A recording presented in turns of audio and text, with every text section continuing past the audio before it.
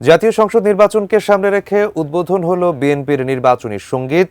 ১৭ বছর পরে ভোট আইল দেশ জুড়ে।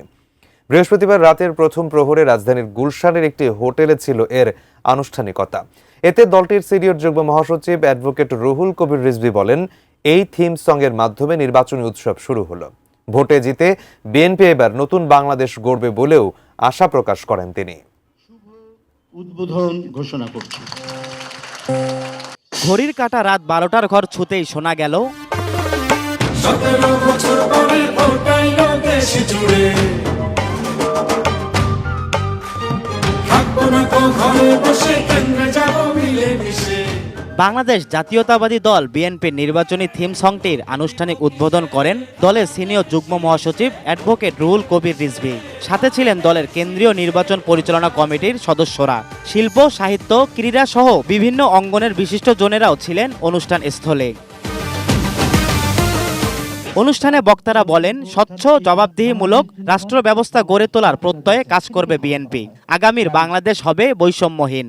জনাব তারেক রহমানের নেতৃত্বে আমরা সেই বাংলাদেশই গড়ে তুলব যেখানে বিএনপি যে ঐতিহ্য রয়েছে সেটিকে ধারণ করে আবারও আমরা একটি স্বচ্ছ এবং জবাবদিহিমূলক রাষ্ট্র ব্যবস্থা গড়ে তুলব। নির্বাচনের উপলক্ষে আমরা কিছুদিনের মধ্যেই ঘোষণা করব আমাদের ম্যানিফেস্টো। রিজভী জানান, ফ্যাসিবাদের কারণে দেশ থেকে নির্বাচনী আমেজ হারিয়ে গিয়েছিল। ধানের শীষে ভোটের মাধ্যমে দেশ উন্নয়নের নতুন পথে চলার সুযোগ পাবে। ফ্যাসিবাদের ভয়াবহ আক্রমণের মুখে আমাদের সেই উৎসব, নির্বাচনী উৎসবের যা ঐতিহ্য এবং এটাকে কেন্দ্র করে মানুষের মধ্যে যে আমেজ তৈরি হতো সেটা অনেকটাই ফিকে হয়ে গিয়েছিল, সেটা অনেকটাই ক্ষীণ হয়ে গিয়েছিল।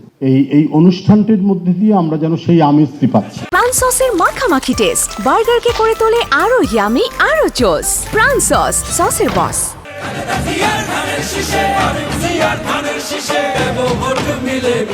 এই নির্বাচনী সংগীতের কথা ও সুর মোহাম্মদ তানভীর চৌধুরী। গানটি গেয়েছেন আতিয়া, আনিশা ও নিলয়।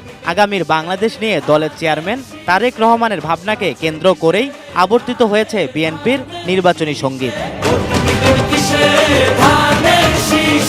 তৌফিক হাসান তুহাদ, এটিএন নিউজ, ঢাকা।